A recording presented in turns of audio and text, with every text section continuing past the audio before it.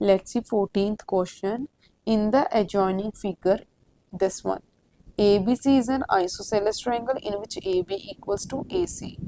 ABC ये एक isosceles triangle है जिसमें AB equals to AC है. And circle passing through B and C intersect sides AB and AC at point D and E.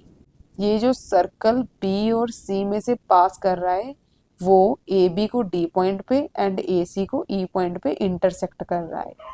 Okay, prove that DE parallel to BC. अब इस DE को parallel to BC हम कैसे prove कर सकते हैं? अगर ये कॉरस्पॉन्डिंग एंगल्स हैं ये दोनों साइड्स के लिए, ये ट्रांसवर्सल है, ये कॉरस्पॉन्डिंग एंगल है. अगर ये एंगल आपस में इक्वल आ जाए या फिर यहाँ से ये एंगल इसके इक्वल आ जाए तो प्रूव हो जाएगा कि ये दोनों लाइंस आपस में पैरेलल है. अब इनको कैसे इक्वल प्रूव कर सकते हैं? ये एक कोऑर्डिनेटर है जो कि साइक्लिक है क्योंकि जो चारों वर्टिसेस इस कोऑर्डिनेटर के सर्कल में से पास हो रहे हैं. एंड साइक्लिक कोऑर्डिनेटर का जो एक्सटीरियर एंगल होता है वो इंटीरियर ऑपोजिट एंगल के इक्वल होता है, राइट? सिमिलरली ये इसके इक्वल होगा. अब अगर ये इसके इक्वल है और ये इसके इक्वल है, यहाँ पर ये इसके इक्वल है क्योंकि ये एक आइसोसेलेस ट्रायंगल है, इसके बेस एंगल आपस में इक्वल होंगे. अगर ये आपस में इक्वल है तो यहाँ से ये दोनों आपस में इक्वल हो जाएंगे. इट मीन्स अगर ये इसके इक्वल है तो ये भी इसके इक्वल हो जाएगा, तो वहां से ये कोरस्पॉन्डिंग एंगल इक्वल आ जाएंगे एंड हम लिख सकेंगे कि ये दोनों साइड्स आपस में पैरेलल हैं. तो स्टार्ट कहाँ से करेंगे? यहाँ पर लिखते हैं इन साइक्लिक क्वाड्रिलेटरल BCED, इसमें जो एंगल ये है ADE, ये किसके इक्वल होगा? इसकी ECB. इसको वन इक्वेशन लिखते हैं क्योंकि इनको इक्वेट करना होगा. एंड यहाँ पर रीजन क्या देंगे? Exterior angle equals to interior opposite angle in cyclic quadrilateral. Okay, उसके बाद ये एंगल AED, ये किसके इक्वल होगा? इसके इक्वल. ये exterior angle equals to interior opposite angle ABC या फिर DBC भी लिख सकते हैं, ठीक है?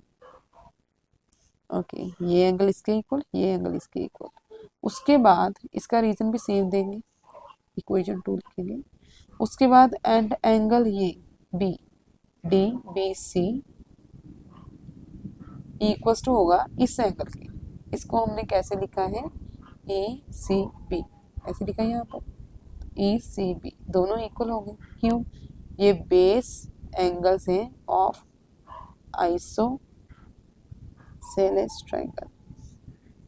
ओके, अब यहाँ से इसको 3 लिखेंगे और इन तीनों को करेंगे इक्वेट. यहाँ से ये DBC ये एंगल है, ECB ये एंगल है. अगर ये दोनों आपस में इक्वल हैं तो ये दोनों आपस में इक्वल हैं. अगर ये दोनों आपस में इक्वल हैं तो ये भी क्या होंगे? इक्वल.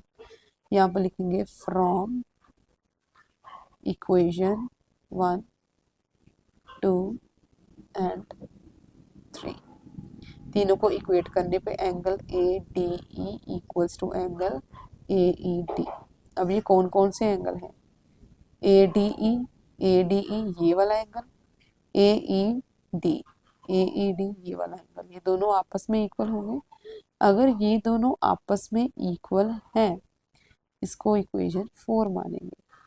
अगर ये दोनों एंगल्स आपस में इक्वल हैं तो जो यहाँ पर हमने ये इसके इक्वल लिखा होगा AED इक्वल्स टू ये DBC, यहाँ पर लिखा हमने AED ये एंगल इसके इक्वल.